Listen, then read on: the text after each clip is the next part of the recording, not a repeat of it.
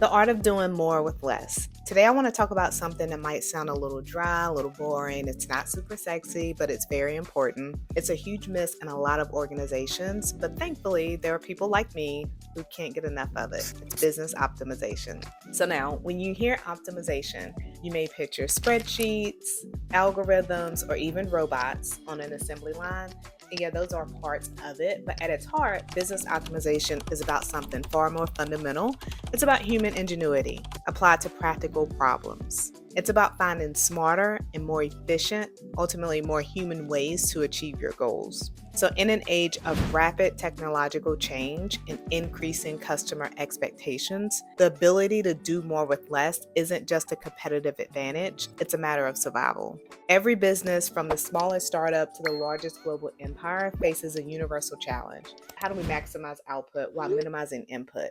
Like, how do we deliver greater value faster with fewer resources and less friction? This isn't about cutting corners or squeezing every last drop out of our team members. It's actually the opposite. True optimization liberates resources, empowers people, and fosters sustainable growth. It's about working smarter, not just harder. So, like when my clients have a system or a workflow problem, I always ask them the golden question: is it scalable?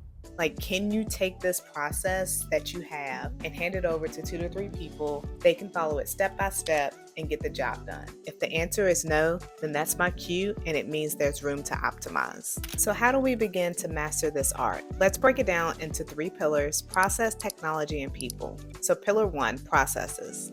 Think about your most important daily routines at work and ask yourself, how many steps does it take for you to complete it? How much time is wasted waiting, searching, and correcting errors? The same inefficiencies exist within every business process, often hidden in plain sight. Process optimization is about mapping out each and every step, identifying bottlenecks, redundancies, and unnecessary handoffs. It's about asking critical questions like, why do we do it this way? Is this step truly necessary? Can we combine a few steps? And who's truly responsible in each step? And is it clearly defined who's responsible for what? So if you think about something as simple as approving an expense report, in many organizations, it involves multiple steps. It includes several emails, several different systems, signatures, and many other delays. By analyzing a process like this, you might find that automating approvals for a small amount or even implementing a digital workflow could save hundreds of hours across the organization each month. I know this firsthand because we had a client. They were faced with this exact same issue, and their process took them 30 to 40 hours per month for one person's expenses. This was like the CEO, and he traveled quite a bit. But after we were hired and optimized their expense reporting, we were able to reduce their labor hours for this one task to a fraction of the original time spent, to about 8 to 10 hours per month. They had a lot of expenses. So the key here is adopting a mindset of continuous improvement. It's not a one-time fix. It's an ongoing journey of refinement. Don't be afraid to embrace simple flowcharts and quarterly brainstorming sessions. The goal is to streamline, simplify, and standardize. Next, pillar 2.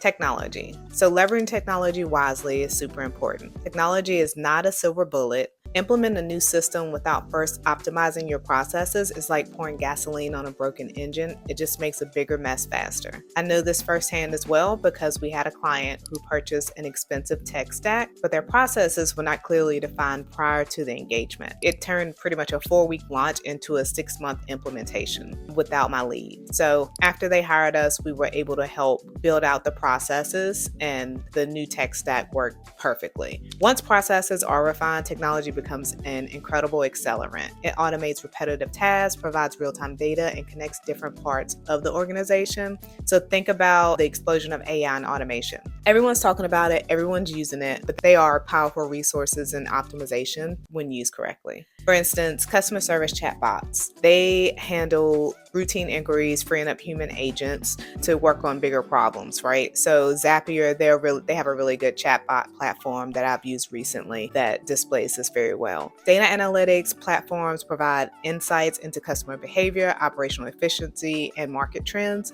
allowing for data-driven decisions rather than like gut feelings. feelings. So the challenge is not adopting technology, but adopting the right technology for your specific business needs, and then integrating that seamlessly into your optimized processes. It's about using technology to amplify human capability, not truly replace it. Pillar 3, last but not least, empowering your people. This is the most critical and often overlooked pillar, in my opinion. Optimization isn't something that happens to people, it happens through people. Your team members are on the front lines experiencing the inefficiencies that you may have daily. They hold the most valuable insight into what works and what doesn't. So engaging your team in optimization is paramount. I would suggest a few things. Number 1, of course, listen to their feedback. So create channels for suggestions and ideas, implement suggestion boxes, surveys. You could dedicate an optimization committee. That would be cool. So that's one. And then another is provide training. Equip them with the skills to identify inefficiencies and use the new tools that you may have implemented effectively. And then foster a culture of experimentation. So encourage them to test new approaches and learn from their failures. Not every new idea will work, and that's okay. Finding a balance to allow for creativity without wasting too much time. To do that, it's all about communication and setting the guidelines. Celebrate their successes as well. Acknowledge and reward team members who contribute to significant improvements. That would truly encourage any and everyone to kind of jump on board. So when your team feels empowered to contribute and they understand the why behind the changes, they become champions of optimization, not resistors.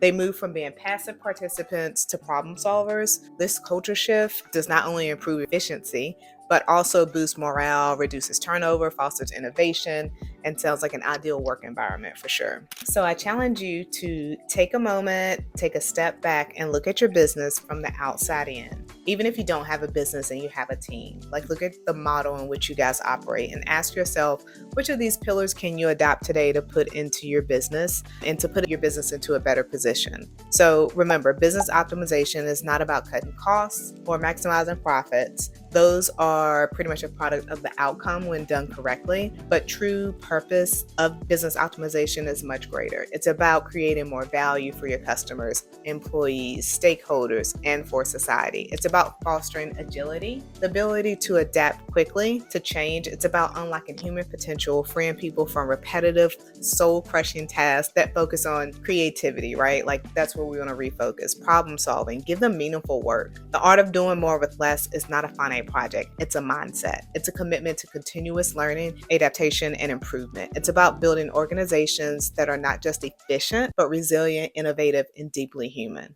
Let's optimize not just our businesses, but the way that we work, live, and create. It's not about replacing the human touch, but enhancing it. Thanks for watching.